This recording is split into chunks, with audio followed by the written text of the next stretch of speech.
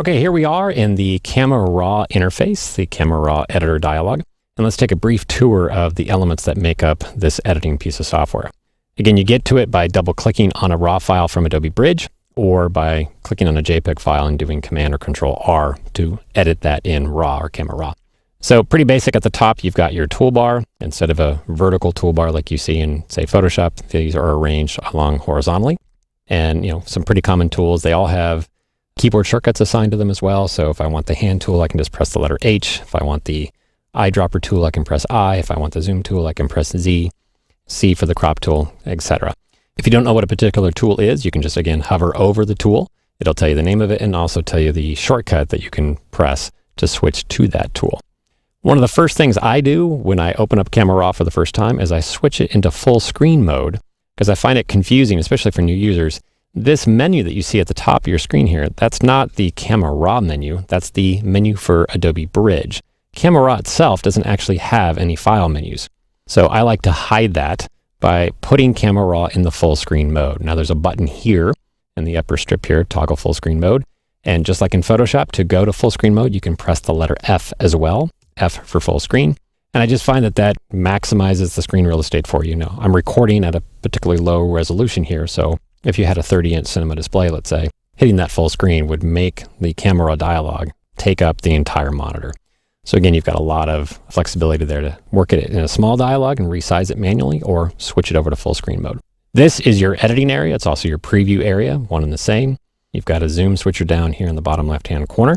Over on the right, all your controls are laid out in panels. The default panel is the basic panel. And what I love about the basic panel is that the controls are laid out into a workflow.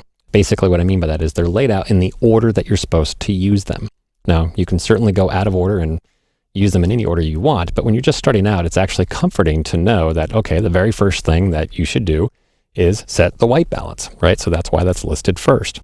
After you set the white balance, then you want to get your exposure right. Is it too dark or too light overall? So you can dial that in. From there, you want to recover your highlight details if there's no details in the highlight. So here's a good example. With olive here has a little bit of a hot spot. There's probably more detail there that we can take advantage of.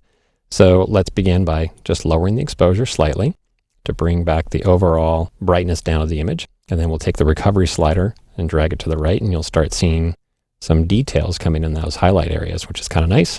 If I want to open up the shadows a little bit, the next slider down there is fill light. The black slider next is where you establish the darkest point in your image. The brightness slider is where you adjust the brightest part of your image. And again, they're just kind of laid out in the order you're supposed to do them. If you want to do an overall contrast adjustment, you have a contrast slider there. Clarity is a slider for doing a mid-tone tonal adjustment, so you can do mid-tone contrast. What's nice about clarity is that it doesn't change the darkest or lightest part of the image. It's only focusing on the midtones. Vibrance is a way to boost saturation or decrease saturation of colors that are already saturated. So if I go down, it's only affecting the most saturated colors. If I go to the right, it's only increasing colors that need additional saturation.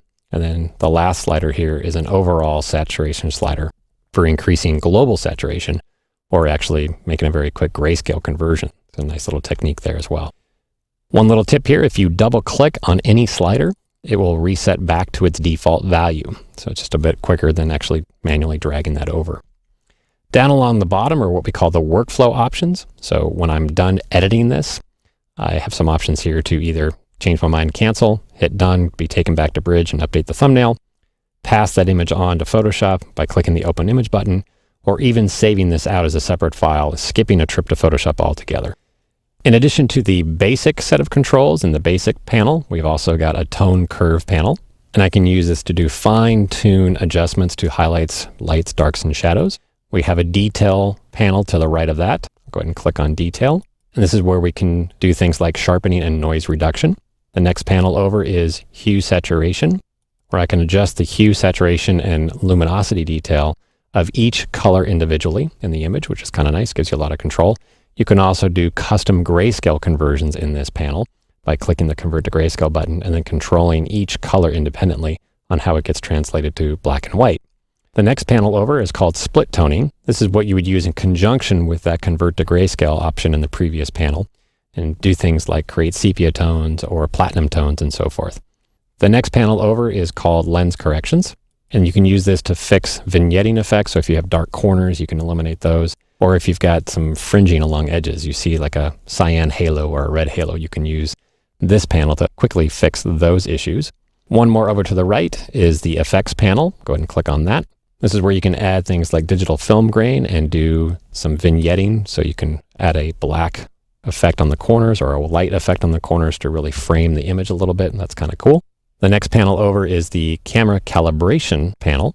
Now this is something that's a little bit more advanced. We may not cover it in the Essentials title, but I encourage you to check out Chris Orwig's Camera Raw title when you're ready to go really deep on Camera Raw, especially for a professional photographer. What this lets you do is build a profile for your camera. So if you find yourself doing the same adjustment over and over and over again, what you can do is you can teach the Camera Raw plugin to have a profile for your camera so that when you first bring your images in, it's more appropriate for the specific camera that you're using.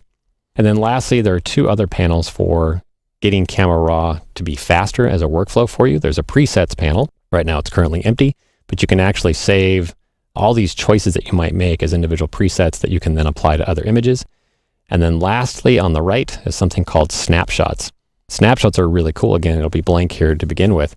But what snapshots let you do is create multiple versions of a raw file within the file itself. And then you can quickly go back and forth between them to view them. So lots of different options here. There's your quick tour. Of course, when you're done, you just click the Done button, and that takes you back to Bridge. And there you go.